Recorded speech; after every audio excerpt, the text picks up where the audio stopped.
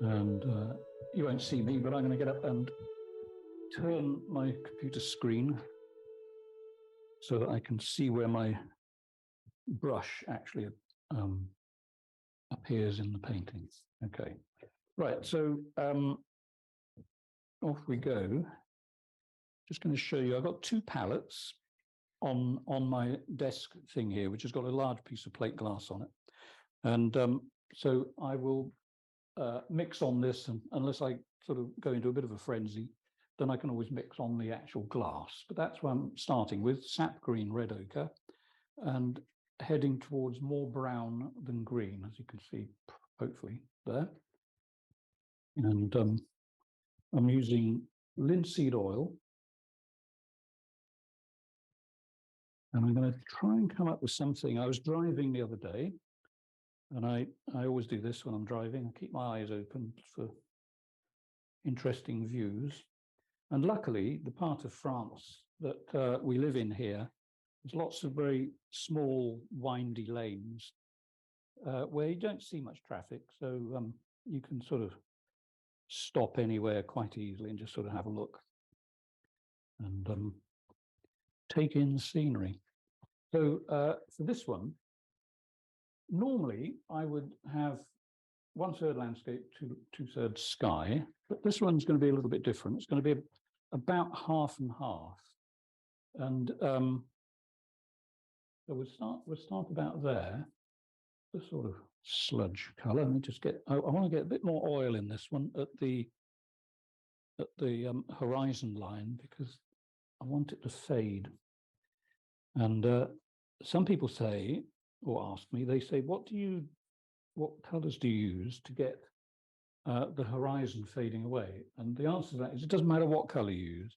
It's the tone, it's the strength of the color. So this is going to go on quite dark, but it will tone down when I put some white above it. So let's just have that sort of interesting-ish. Hopefully it's interesting, not always interesting. Interesting skyline, which will be quite distant. And then I think what I'm going to do, the thing about this landscape that I saw, in fact, let me just point out something. I don't know whether you can see it. There's all kinds of weird little things happening, all totally accidental, which I keep an eye on because I might want to keep them. But they probably will go in a minute. But at the moment, if I wanted to paint a picture with just white board for the sky, then I could just leave it white, and that's perfectly acceptable in a painting. Anyway, the thing about this landscape, there was quite a lot of light hitting the hill over there, but there was this sort of big, I don't know what you'd call it. It's like a big slug of landscape, a hill type thing with trees all over it in front of the distant bit. That's pretty obvious, really, isn't it? But the thing about it was it went down here into a sort of valley, and the landscape was sort of gradually fading away in there, and then foreground came down here. So you've got movement in the landscape instead of just being, stuff happening in line, which is quite a common way to paint pictures. It had things going on, like there was a path down here leading into this valley. And if I'm going to put something like that in, this is something I wouldn't have too close to the edge. If I have it too close to the edge, that can push people out. So I want to get something in there that starts to pull people in. So I'll have like a slope.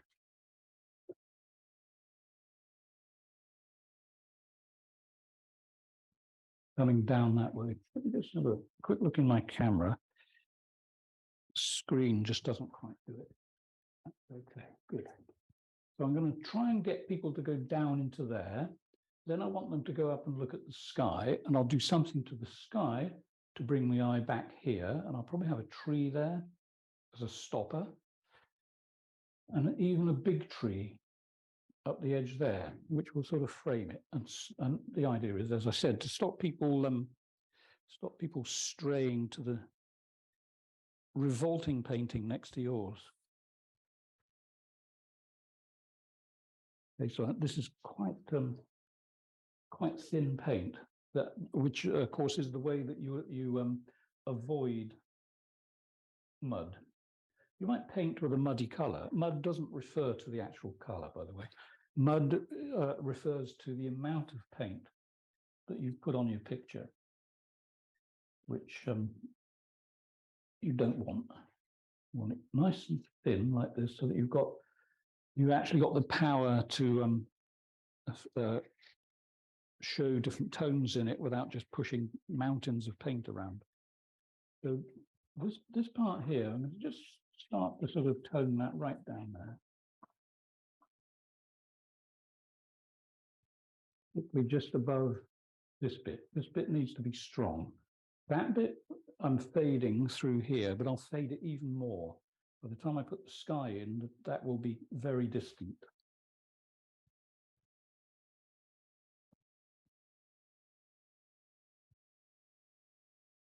This is actually, maybe I should call this lesson, drawing, because it's a bit like drawing composition. See the top edge of that there, I know where it's going to be in the painting, but I've destroyed the tree effect, but that's okay. That's what I'm expecting to do. All I want here is just to kill the white effect. So this here, now, I can re-establish that with a little bit more strength. I have got some Payne's grey that I could add to this, but we'll see how it goes. So now I can put the strength back here, and I can put in a sort of tree effect along the ridge there. Don't like those at all, so we'll just change them a little bit. Just make them look more like trees. What you want is trees, not giant weeds.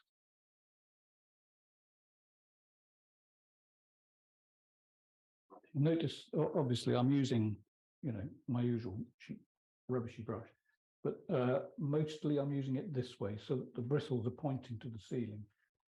It's always worth remembering.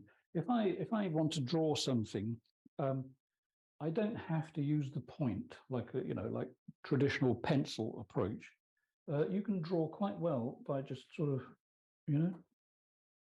that sort of motion like that. Let me just, I want to do something here a minute. I've got my tone up here. Do I want? I think I want to bring this up a little bit, just about there.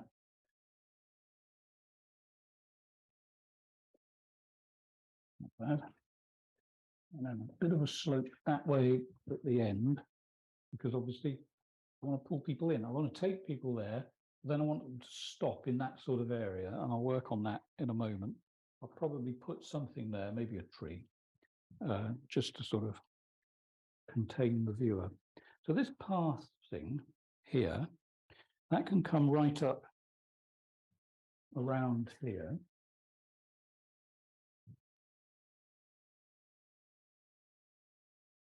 But it's important that I get some kind of swing up the landscape, if you know what I mean.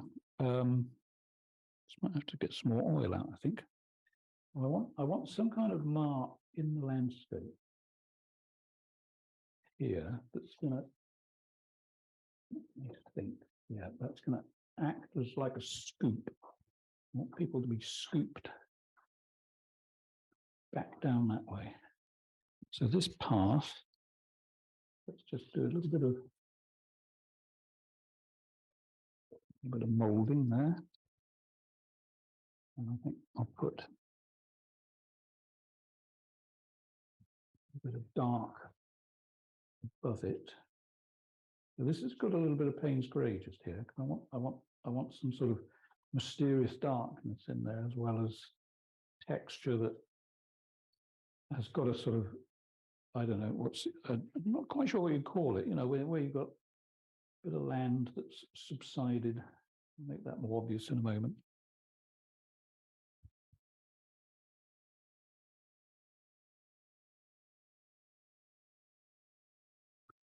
Okay, so I'm going to try and fill all this up with various textures.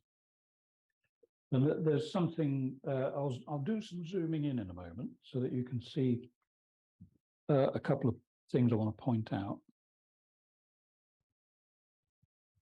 And you may be able to see it. There's in fact, let me see if I can get to the camera without falling over it. There we go. Yeah, you can barely see it, but there's a little light area there, and it has no reason for being there. In fact, the only reason it's there is because I didn't put paint on it, but it sort of pulls the eye towards it. You can't really help it. You think, what is that? You know, it's a little building maybe over there. Who knows? Could be. So let me think. What shall I do? I think we'll have some mysterious looking trees against the light behind it. You see? I mean, I know that this is actually white, that little twinkly bit, but that's classed as light, and obviously that's dark. So you go dark, light, dark, light. So below that, there would probably need to be something dark down here. That little light area there where I haven't done any painting, I might use that for something. Not sure what yet, but I can guarantee it'll be unbelievably exciting. Okay. The really fun bit will be when I get the trees in there. Can't wait for that bit. I always enjoy painting trees, but I need to, with trees, it's always good to get whatever you want behind it first. So all this stuff here, this sort of texture I'm putting on, that is something that will barely show through. Let's just have a little bit of a shape.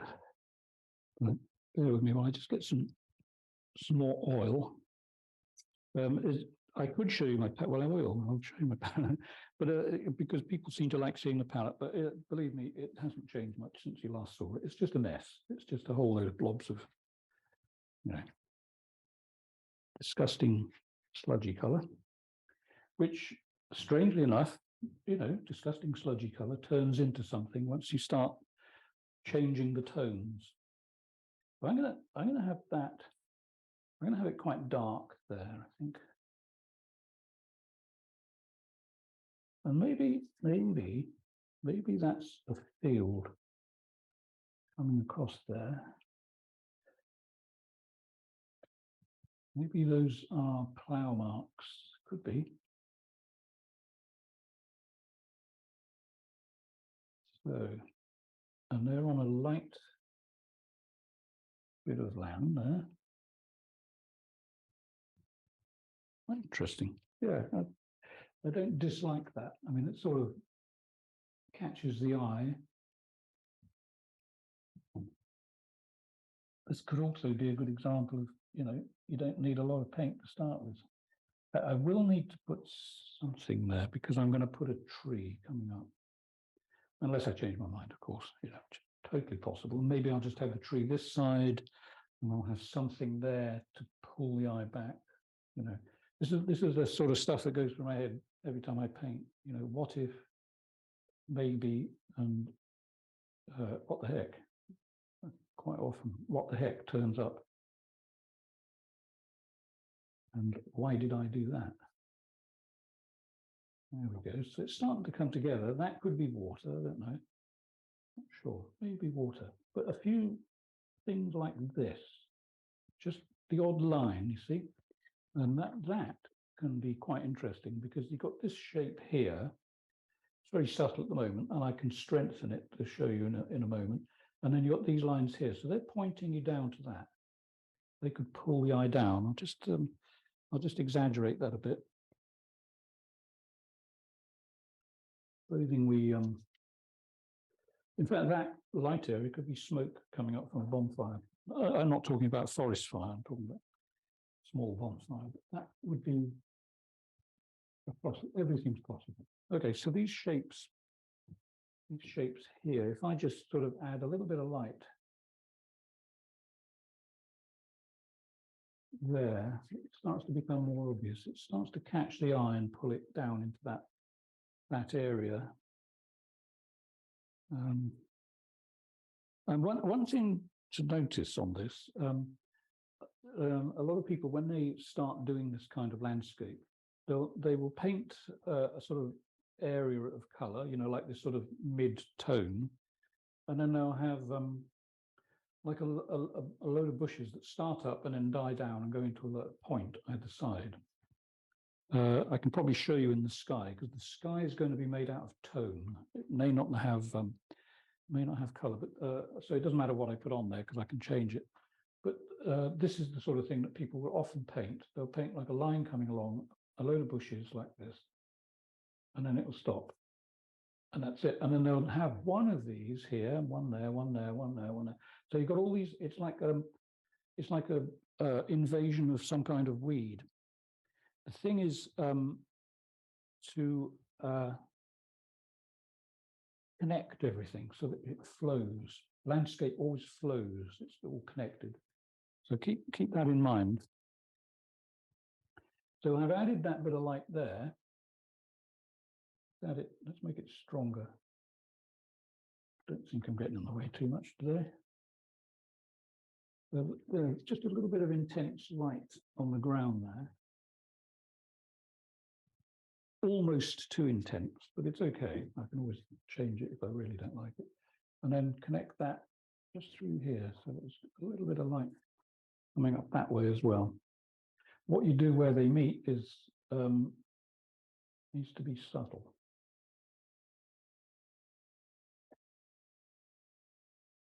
It's quite subtle. Okay, now then. Okay, so now I want to sort of do something with this path. I want to get people to come right round here and follow it. So that water may go.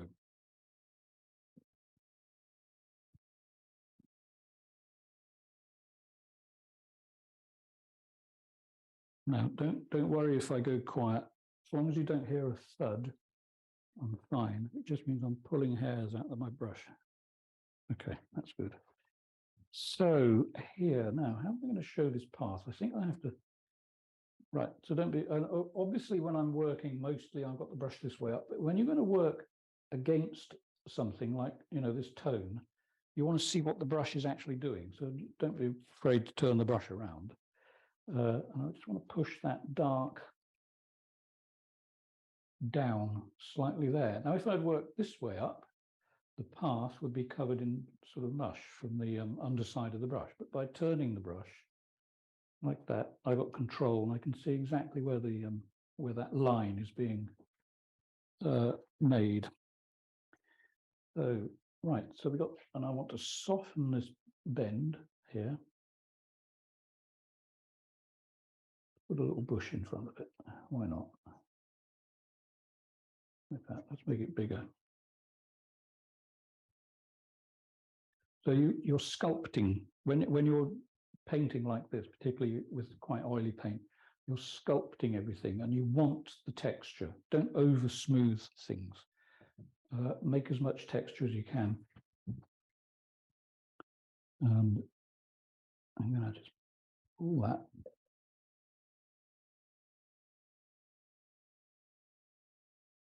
And if you get the idea of what I'm doing, I'm actually trying to draw with paint this shape here. And the top edge of this could have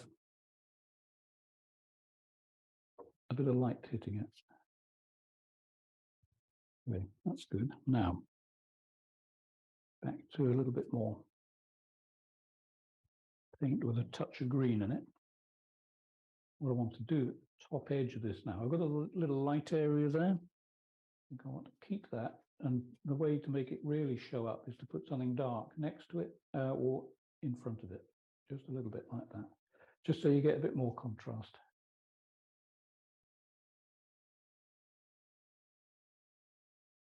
Okay, down in this corner here, I'm going to go for, this is the close edge of the path. So the actual path is in there.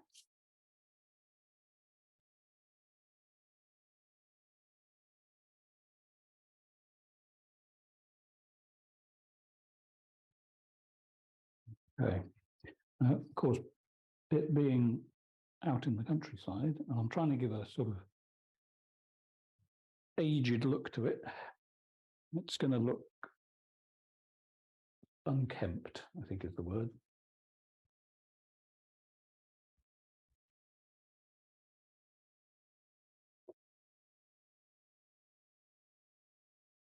Not sure, I'm not happy with that little bit there yet. I think I'm trying to be a little bit too complicated in an area where it doesn't really need it. Let me see what I can do. Maybe I need to block off the path so the path goes behind it. That might add a bit more mystery. And then this here, I think we'll fill that up with something.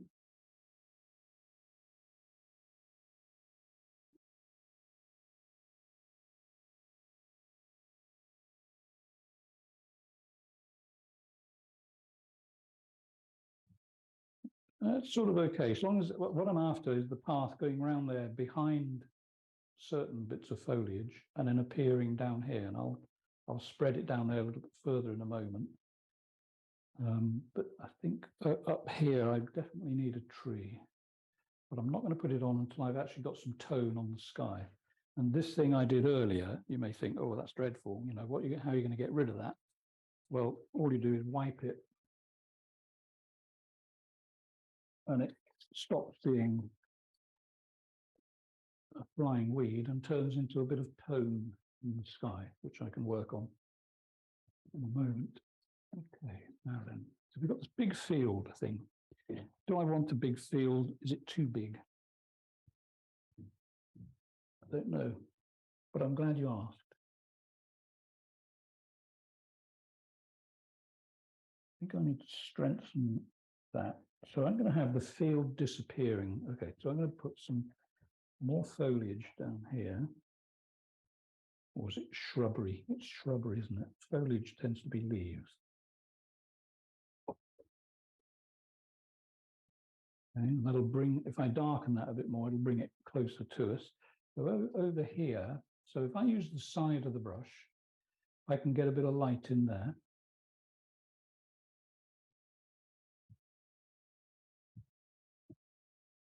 And hopefully that will look good. So that bit of what could have been water, I don't think I want water.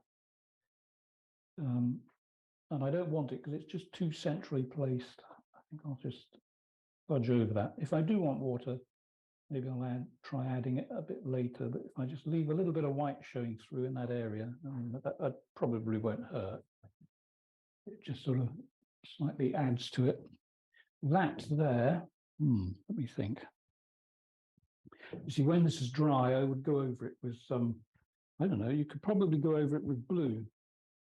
You know, something like royal blue, and just sort of give it an evening type bluish aura to it. Let's see, we've got this. All right, let me get back to the path. A piece of paper here. Okay. And I think to get the path to show up, it's one of these jobs where you have to get the paper and twiddle it as much as you can. Get a nice solid piece of paper, which is a lot easier to do if you've got slightly sweaty hands, and I haven't. My hands are really dry, so I can't grab it properly, but I'm working on it. Okay, I think I'll do it. Right, so a long sort of taper, like so. And I basically want to continue this line here.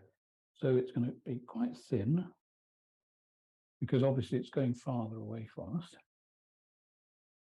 Don't make it too perfect. See, paths like that are quite often fragmented. You know, there's a little dent there, which could hint that there's a bit of a corner. I'm going to try zooming in a bit.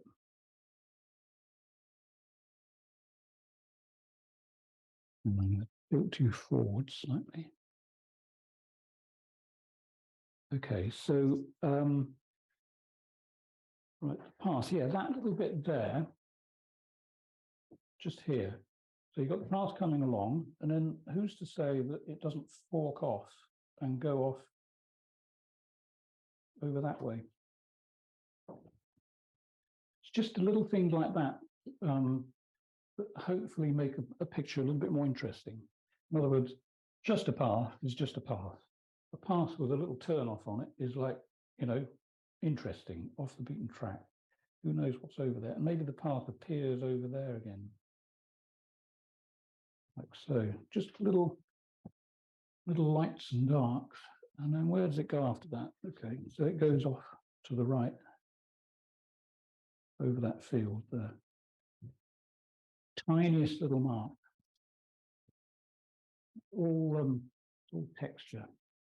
Okay, so these trees are coming over quite well. Unbelievably simple. There's no really fiddly painting there. It's just essence of tree. You know, I'm not actually trying to paint a tree, it's just an essence of tree.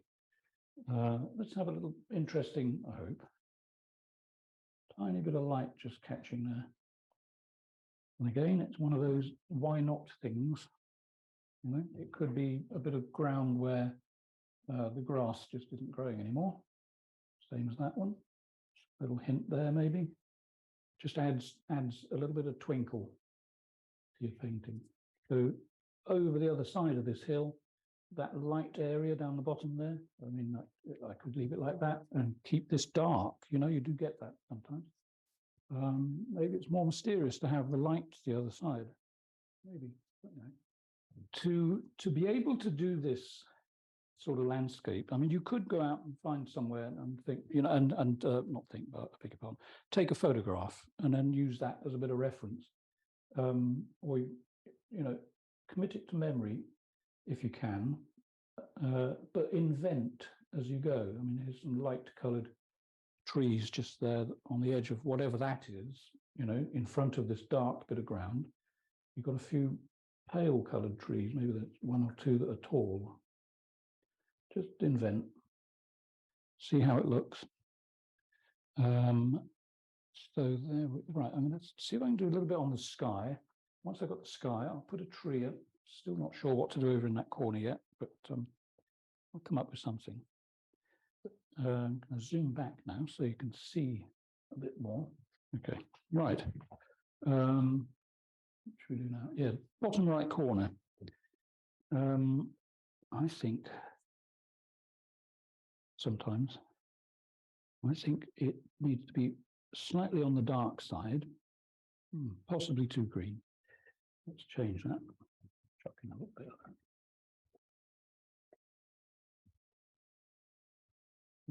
Okay, this is a trick used by an awful lot of artists, but don't be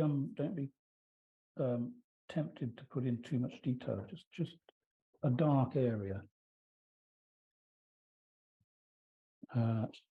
In other words, if you start painting every leaf, you'll be there forever doing that. So if you want to get some texture, some quite simple texture, just get a piece of paper and do that. And you find that the texture will start to appear, and you can add more detail later with a small brush when it's dry. And it won't matter what you do because this will always be here, and you can always wipe back, go back to this and change things. Not quite sure what's going on up there, but I think I'm going to extend this just for the heck of it. I'll figure out later what to do with it. Maybe just keep it that like that.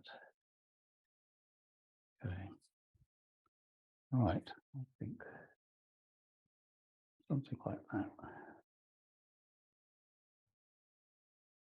All right, so I'm going to break that up a bit. All right, and then I'll put my sky in, and then I'll figure out whether I'm going to put a tree trunk. I'm still sort of leaning slightly that way. Now for the sky, I'm going to use a little bit more brown and less green. And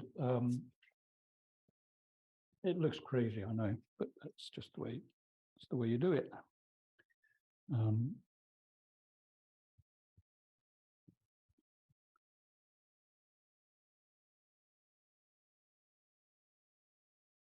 So remember, now the way to get your head around this is you're not painting a sky yet. You're putting the top part of the painting in. What you're painting is drama, and the sky will come later. When you've reached the right dramatic pitch, notice I'm not following the hills. I'm just going to put this along here and let the thing make variations in tone. So here the brush is sort of running out of paint, so that's fine. All I want up there, just some kind of tone. I'll be going over it with a bit of paper in a minute. And in fact, I am going to do something with the top of these hills. I'm going to put some white between them and the sky and then pull them together, and that will give you a slightly more distant look. Okay, so there's some tone. Nice big Roger paper.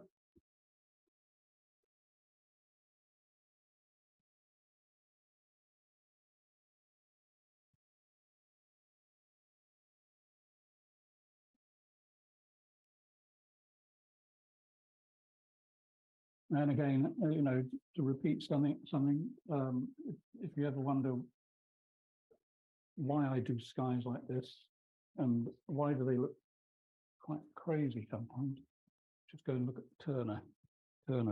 William Turner skies. That all will become clear. Right, so I got a nice big lump of white paint here. I'll put a bit more oil with it. If I was to sum up the best way to go about this sort of painting, just let rip. Just do it. It doesn't matter if it goes wrong. If it goes wrong, it may be interesting wrong. And you end up with all kinds of interesting tones and varying types of patina in the paint. So now I'm following the skyline. Obviously, I'm working down to it rather than up to it so that I can have a bit of control.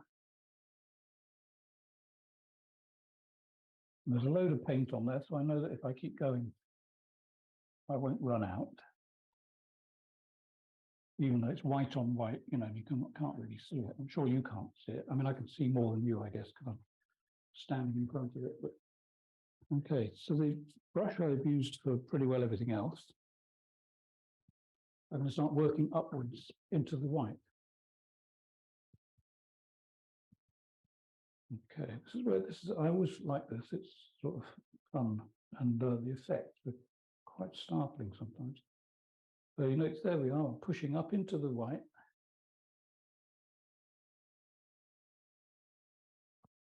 And I'm putting some of the white down into the landscape, like so. So I could do that so that we've got this pale, zoom in, we've got this pale hill thing. Okay. There, which I wasn't particularly after, but it's okay, I suppose. But I think I'll leave it. And if you are going to do this, you know, and you want to practice, don't worry about how close you go to the top of the painting. It doesn't matter where you put it on your painting. It's just practice. You know? It's just see how it goes. And then when you get the hang of it in your next painting, you know, start lower and work up so that you don't run out of board. So I'm basically taking off the hard edge, twisting the brush around a bit sometimes, all kinds of stuff just to see what happens, and very importantly, know when to stop and when to move on to the next bit of the painting. Let's get right in there so you can see it really close up. Okay, so as you can see, Just got to mark how far I got to go before I move the camera. Okay, so all kinds of really quite fun things start to appear in your painting. Let's just push that right up there, I think.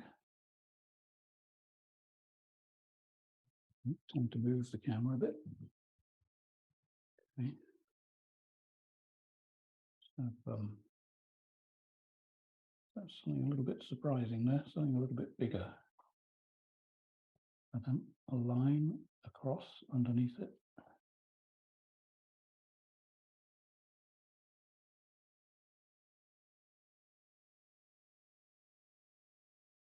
And now I've got some white on here. See, I can start playing in the darker paint here just to see what happens. Nice fuzzy edge. It gives more of a natural look. Let me just scan the camera across, give you an idea. So if we go right over to the left. Okay, what can we do there? Same brush again. I haven't even wiped it. I can just pick up a little bit of stronger color on the corner. So you probably won't see it, but this corner's got more dark paint on it. So let's see what we can do to make this a bit more interesting here. Let's just be bold. Put something dark up on a hill in the distance.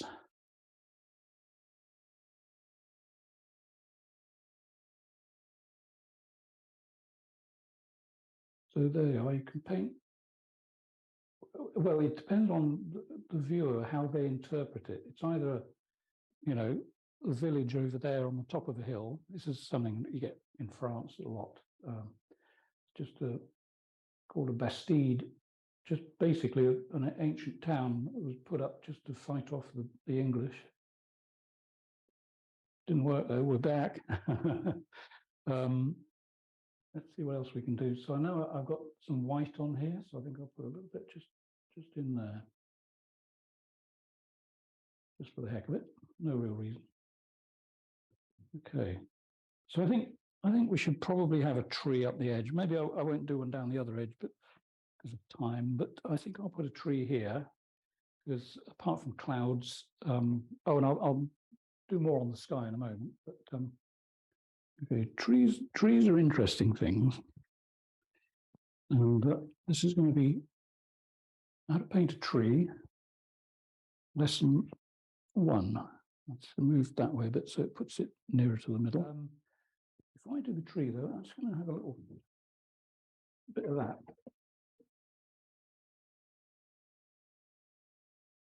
There's no reason other than I want to.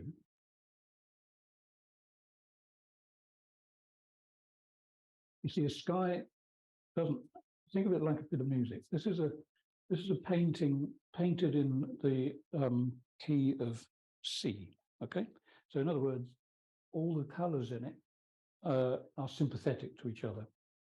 Think of it like a bit of music.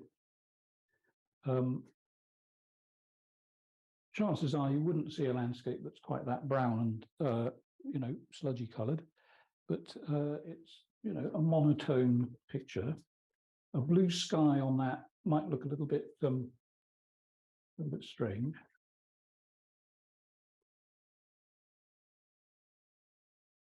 There we are. There's a hint of a sky, absolute total hint. That is so. I'm going to put a little tiny. Now this looks like blue, doesn't it?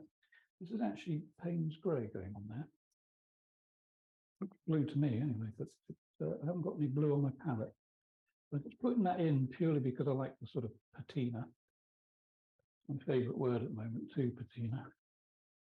Okay, right, so a tree. Now, some people paint trees from the ground up. That's actually one of the hardest things that you can do. You don't have to paint it just that way because it grows that way. You can paint it from the middle outwards or the top down or whatever. And this is going to be a similar color to everything else in the painting. And this is going to be canopy first and twigs and trunk later. So this is where you've just got to trust your instincts. And I'm going to attempt a tree. There. And you've got to figure out where it's growing from. It's going to be growing from right down the bottom, I think. So there's a bit of tree. There's another bit of tree. Okay. Like I said, you know, you've got to paint without any fear, because I'm painting on a sky. Supposing I'd spent some time getting that sky right, you know, if anything goes wrong now, I'm going to really suffer for it, you know. So let's just put in a hint of tree. Essence of canopy of tree.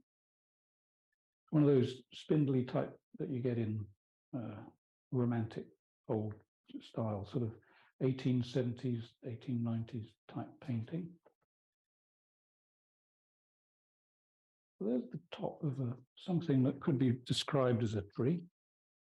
And the next thing is to actually paint the trunky bit. And for the colour, it's exactly the same colour. All I'm doing is getting a different brush. And I just kind of made one of those mistakes, not on the painting, with the brush. I just put paint on it and I forgot to wipe it to get the wax off the bristle. So just, there we go. So it's the actual trunk. At the moment, until you actually finish the painting, it could actually be any color you like, as long as it's dark. And chances are it would be that sort of color. So we're just gonna have one of these spindly things here, like so. Start light, get heavier, because the tree obviously gets heavier at the bottom.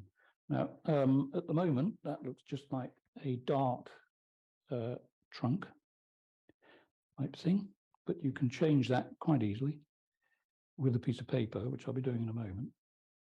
So the next thing I wanted, well, obviously trees, you know, like this, they usually have a few branches. Now, what you have to be aware of is you don't want a tree that's covered in the letter Y. In other words, people will often do that and they'll have a branch like this. Okay.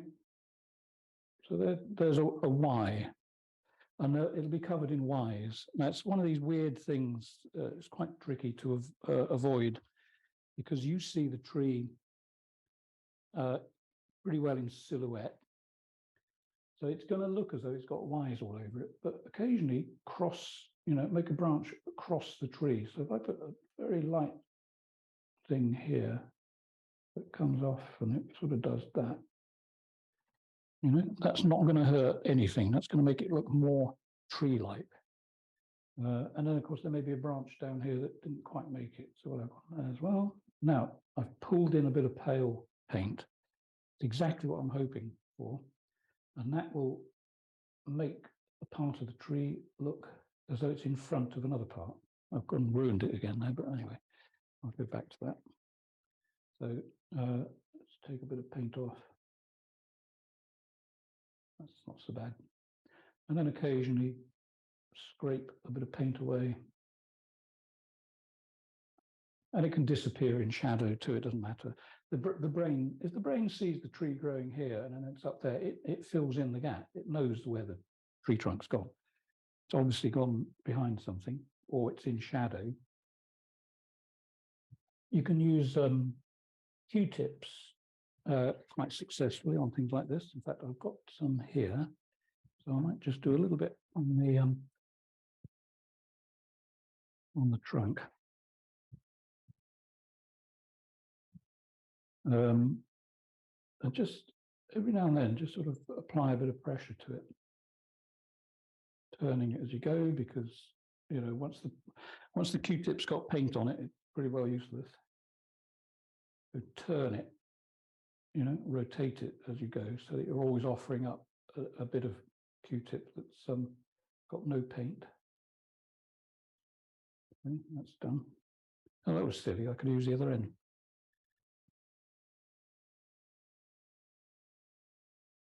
So I'll just do a tiny bit more The base of a tree tends to, well, not in this situation. Like my latest video, if you, well, probably put the picture in the other room, but if you've got a reasonably substantial tree trunk with a lot of foliage, the light hits the bottom of the tree trunk more than the top. This is a particularly spindly tree, so it won't matter, but it's always good to emphasize, a bit of light down at the bottom of the tree. It sort of establishes that, it's growing out of the planet rather than hovering above it. So now we've got a nice waggly, tree trunk. You don't want them too straight, by the way. They just don't look right. And then cover up some of the bits of branch as they disappear into the foliage. Chuck a few bits out like so. Trees do that. Quite often you won't see the little tiny twigs because they're just too small. But if you get them in the right sort of place, you can give the feeling of a little bit of movement and undrawn detail. Like, for instance, if I put a few little leafy things at the top, your brain's going to say, well, there has to be something holding that. So, I won't agonize over it too much. Okay, now then, back to the other side, because I think it just looks a bit bland. I like all this stuff in here. By the way, for anyone, I think there's one or two people who've never been here before. I'll photograph this in a minute and put that on my screen so that you can actually see what it really looks like, because Zoom is not good on images. It's a little bit washed out, I think. Now, let's go to the other side. I mean, it's not a wonderful tree, but it's just to give you an idea of how to go about it, really. But I might even take the tree off, but we'll see. All right, so down that area. Okay, so we got that sort of dark area. I'm sort of going off the white bits on the field, so I think I'm going to just tone them down a bit. Some of them are okay, but I think it's a little bit over the top. Doesn't matter what happens to this, because I can always put it back. So maybe that's okay there. I wonder. What do I think? It's all right, I suppose. Yeah, I think a bit more tone, a bit of light coming down from that field. A little bit of light there. Not sure about these now. This is an ongoing thing with me. See, I do things and then I think leave them for a while. Don't put something in a painting and then think, no, don't like it, and immediately take it off. Leave it, let it sort of sit and simmer for a while, in case you do like it. And I don't particularly. I think it was just too much there. But give things a chance to impress rather than just delete. What should we do over there? Let's just have a bit more light there. Now, here I was thinking of another tree, but I don't know. I think I'm going to. I could do like a tree stump, I suppose, just to give you an idea. This won't really particularly enhance the painting much, but if you wanted a tree stump in there, one of the best ways to make a tree stump is just get a big wad of paper like that and just start pushing paint. And eventually it'll turn into a tree. It may take weeks, but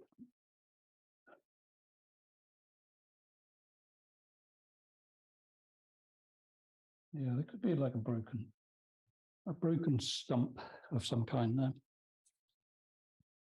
Get some Payne's grey on it.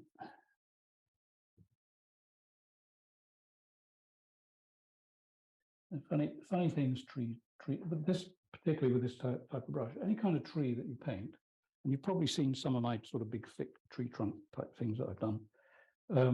The texture of bark is it's in the brush. The edge, if you look at the edge of the brush against something white, you can see it's all fragmented.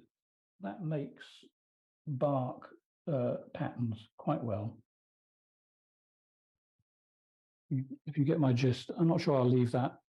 I think I might just darken it all down in there.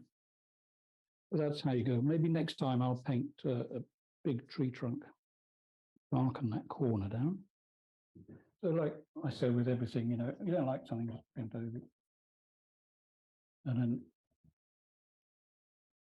find a texture that works on it.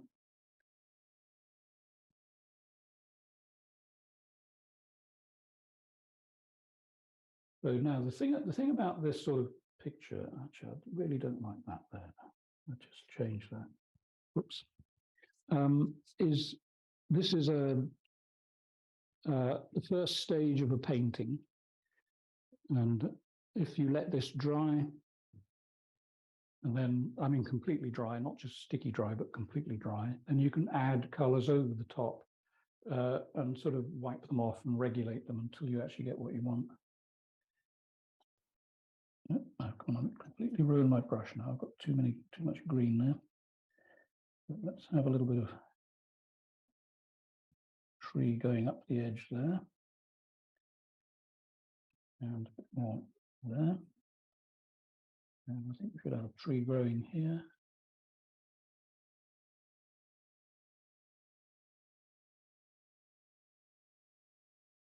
See, a tree doesn't have to be trunk and top. With this kind of brush, you can just sort of put it down, and the bit you leave at the bottom becomes the trunk. If that makes any kind of sense at all.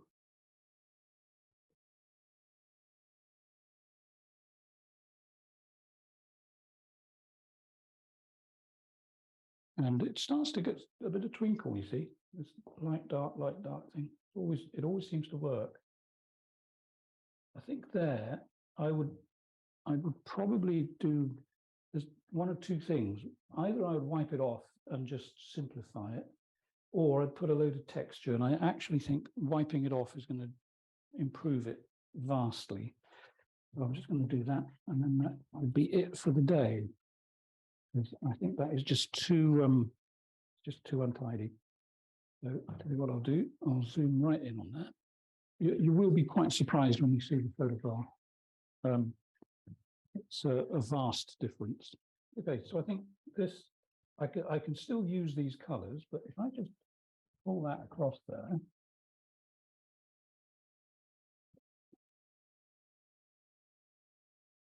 and once your paper starts to pick up, like that much paint, find a clean bit, because you don't want to push the paint. You want it in this sort of situation. You're trying to clear the paint off. So actually, that's quite nice if I have a slope there. I'm going to lose that bit of really strong green. Am I in the way? Sorry if I am.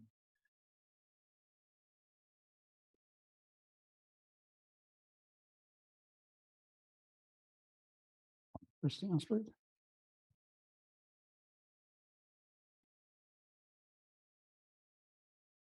Okay, so blend that across there. I think that's quite nice. And then to simplify that corner, I think just a dark tree, which I'll explain a little bit more about this when I stop painting. But what you can do on a painting, oh, by the way, that weird dark line there and there is because that's ungessoed board on the edge, because I didn't gesso right to the edge. So I don't particularly want that to be there. But so one thing that a lot of painters do, or did, maybe they still do, is have some dark shape in the corner. And then when you return to this painting to sort of finish it off, you chuck on a load of dark paint and wipe it just to show a hint through of what you've actually painted. And that's in the glazing technique. So what you could do here is you could just sort of have, like, a tree like that, which will end up showing through the shadows just as a hint. So let's just have a sort of hedgy type thing, and then take the dark right to the edge so that it sort of holds you in with a bit of light next to it. That's the plan.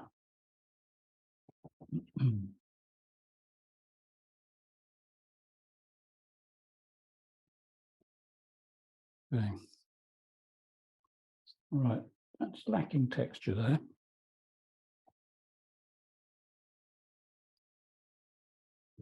So I'm just going to put some kind of something happening over there. Oops, big gob of brown paint on there, which I don't want.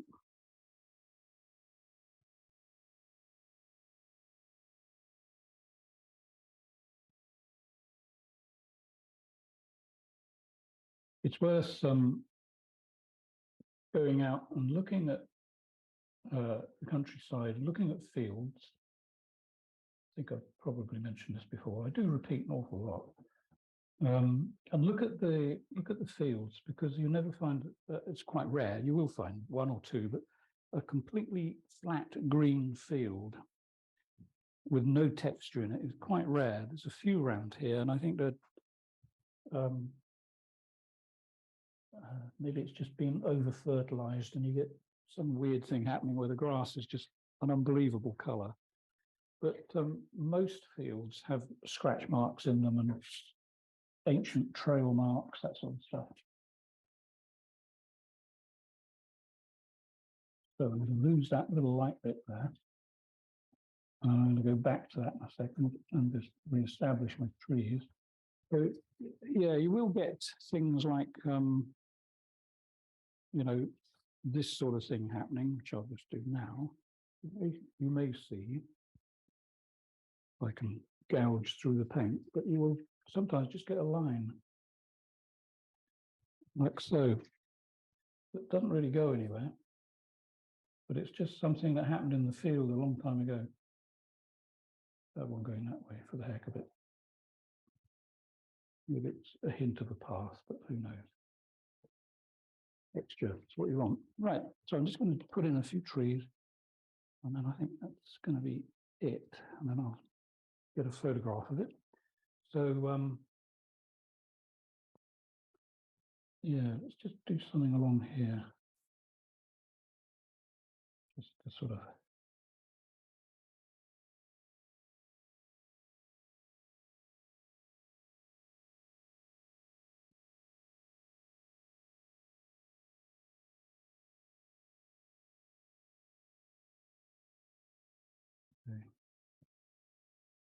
so what I'm after with this painting, I think, is, you know, trying to get people in to look at this area down here.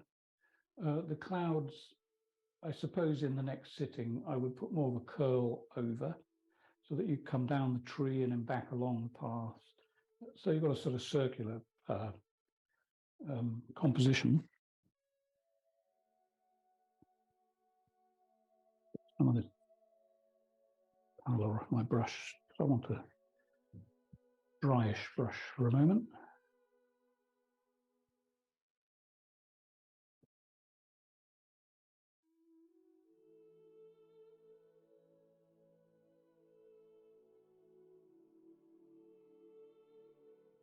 I find it very difficult to stop sometimes, go on and on. Okay, right, I'm going to photograph that. And so you can see the mess in its full glory. And while I'm doing that, which will be in about 2 minutes, I'll you can unmute and talk. What was I going to do? Right, hang on a second. Zoom back a bit. You'll hear a voice when I unmute. When I stop recording, I beg your pardon. I'm going to just fiddle with that tree briefly. I just want to sort of bring a few bits of foliage down here. I might even take this tree off. It was really just to give you an idea how to do a quick tree, but maybe it'll be okay. I'll leave it for now anyway. Right, so reasonably happy. Right, so I'll take a photograph and you chat amongst yourselves. I might not be able to answer for a minute because I've got to go and get the camera sorted out and actually take the picture. Okay, so